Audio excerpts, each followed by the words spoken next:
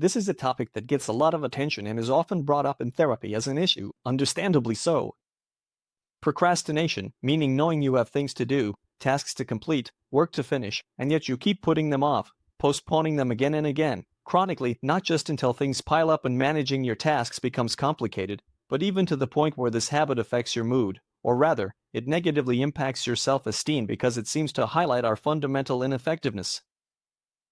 Procrastination, chronic postponement, can sometimes just be a reflection of simple laziness and a careless way of handling your own affairs, but be careful. In other cases, procrastination can be one of the signs of depression or, as it's called in technical terms, a mood that's leaning toward depression. But I'll tell you more, the relationship between depression and procrastination is complex and goes both ways, with each condition able to influence or reinforce the other. Let me explain by focusing on a few key points, and then I'll also give you some tips on how to manage it. So, let's start with how depression fuels procrastination. First of all, depression is characterized by a significant decrease in energy and motivation. This deep fatigue makes it hard to start or finish even simple tasks, and activities that would normally be manageable suddenly seem to require an enormous effort. Second point, anhedonia, which is the loss of pleasure in doing things. People with depression often experience a reduced ability to feel pleasure in activities they once enjoyed, and this lowers the intrinsic motivation needed to engage in tasks, especially those that require prolonged effort. Third, the alteration of time perception. In fact, people suffering from depression can have a distorted sense of time, with the present feeling extremely difficult and the future seeming uncertain or hopeless. And this can lead to putting off tasks, thinking, well, what's the point of putting in the effort now if, in the end, I'll never see the benefits? Then we have cognitive difficulties, because depression impairs important cognitive functions like attention, concentration, and decision-making processes, making it harder to plan, organize, and complete tasks, and thus creating a fertile ground for procrastination. This, in short, is how depression influences or leads to procrastination. But how does the latter, in turn, worsen depression? First of all, constantly putting off responsibilities leads to a buildup of unfinished tasks, which generates significant anxiety and stress. This chronic stress is a well-known risk factor for depression. Then, secondly, there are feelings of guilt and shame, because procrastination often leads to these negative emotions and self-criticism, right?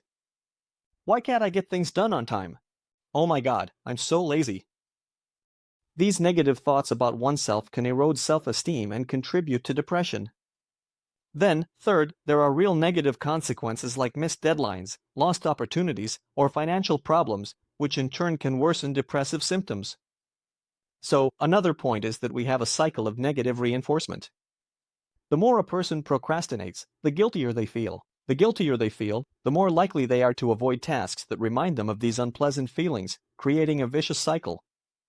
And speaking of vicious cycles, what makes this relationship between depression and procrastination especially tricky is that it tends to create a self-perpetuating vicious cycle.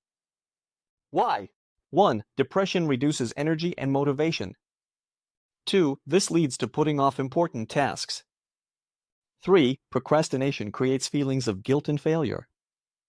4. These negative feelings make depressive feelings worse. 5. The cycle starts over and can even intensify over time. And by the way, as a small neurobiological note about this two-way relationship, let me remind you that depression is associated with reduced activity in the brain's dopaminergic system, which is essential for motivation and the feeling of reward. This can make it difficult to muster the energy needed to start tasks, especially when the reward is far off in the future. Now, in videos like this, solutions are always offered, but for the most part they're a bit superficial, because even though these are problems that many of us may have experienced, the same problem always plays out a little differently for each of us. So, what suggestions can I offer you in this case? Psychological counseling or psychotherapy? Obviously. Then, a psychiatric consultation to assess whether starting medication might be helpful. On the other hand, effectively managing depression through psychotherapy, medication, or a combination of both can also lead to significant improvements in procrastination.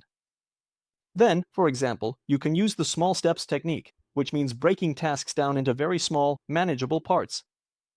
This approach can help overcome the starting paralysis typical of both conditions. Another option is to learn to recognize negative, harmful thoughts and feelings of discomfort without reacting automatically.